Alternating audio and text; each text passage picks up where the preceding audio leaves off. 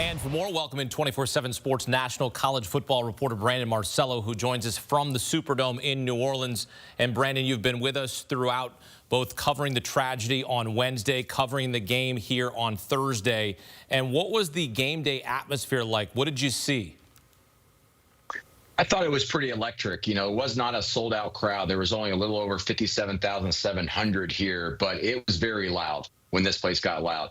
There was a lot more Georgia fans than Notre Dame fans, but the Notre Dame fans made sure to let the Georgia fans know they were here when they were going on a roll, especially that late second quarter and early third quarter when they scored 17 points in the span of less than 1 minute and 8 combined plays. So smaller crowd than expected, obviously, because of the tragedy, and a lot of fans decided to go home, but still a pretty raucous atmosphere. Brandon, it was your first time to see Notre Dame in person. What was your biggest takeaway from Marcus Freeman's bunch?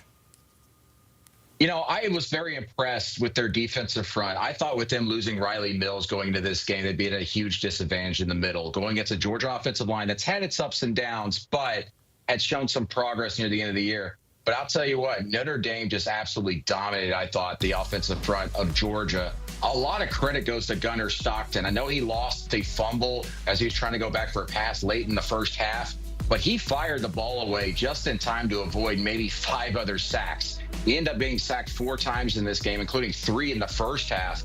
But there could have been a lot more if he was just not really a good-time gunslinger out there and able to throw the ball around and get it out of his hands quickly.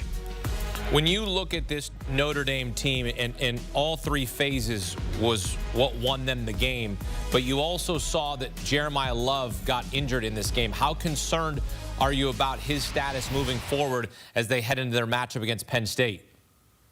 Yeah, it's a big question. You know, he was maybe healthy enough to be able to play in this game if they needed him to. They were late, but obviously they're kind of running the ball away, and they were able to utilize their other backs. But that's a huge loss if he's not 100% here in less than 10 days. Something to watch here over the next few days. But the big thing for them is that this team runs off of Riley Leonard's energy, not just what he does as a passer, but obviously as a runner. He was just absolutely brilliant tonight, keeping drives alive. And there on that final drive they had, where they put the punt formation out, and then Marcus Freeman subbed the entire formation out back for the offense, and they drew them offside. And then they were able to keep the ball as a result on 4th down. They burned nearly 8 minutes of clock because they were able to run the ball, and Riley Leonard was also able to pick up some yards through his own legs, and in fact had a very impressive diving leap over a would-be tackler as well. He is kind of a gamer. He's turned into a gamer for them. And as much as people criticize him as a passer, you know, he didn't go over 100 yards today. He just does whatever it takes to win. And I think that if Jeremiah Love is slowed up or not able to play or is not 100% for the Penn State game, Riley Leonard will be able to pick up the slack. Brandon, when you look at this Notre Dame team, is it good enough? And I know that they're one of the last 4 teams here. Are they good enough to beat an Ohio State team? If they can get past Penn State, and if Ohio State can get past Texas, and I know we're talking about a couple of what-ifs here, but is Notre Dame a national championship caliber team to defeat a team like Texas or Ohio State?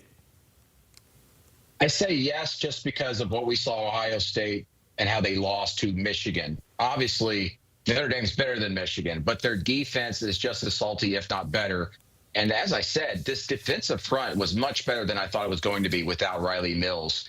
And if they're able to get some pressure on Will Howard, to make him to throw into some mistakes, but also slow that run game down, they've got a shot to be able to beat Ohio State, which has obviously been the most explosive team in this playoff so far. But listen, I know the old adage is the cliche that defense wins championships. Well, Notre Dame's got the defense to win championships. And when you couple that with a quarterback who's a gamer like Riley Leonard, you could win games and you could win a championship.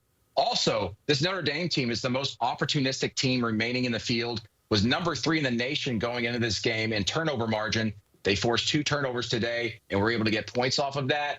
They just find ways to win, and they do so by always winning the turnover margin. You win the turnover margin against Ohio State, you can beat them. So Notre Dame, don't discount them as maybe the national champion here in a few weeks. 24/7 Sports national college football reporter Brandon Marcelo joining us. Brandon, I've really appreciated your professionalism, the way you've covered all of the events in New Orleans, from the tragedy, your write-up on what has happened, what has transpired on CBSSports.com, and how you've covered the game as well. We appreciate your work here on CBS Sports HQ. Appreciate it, and safe travels home, my friend.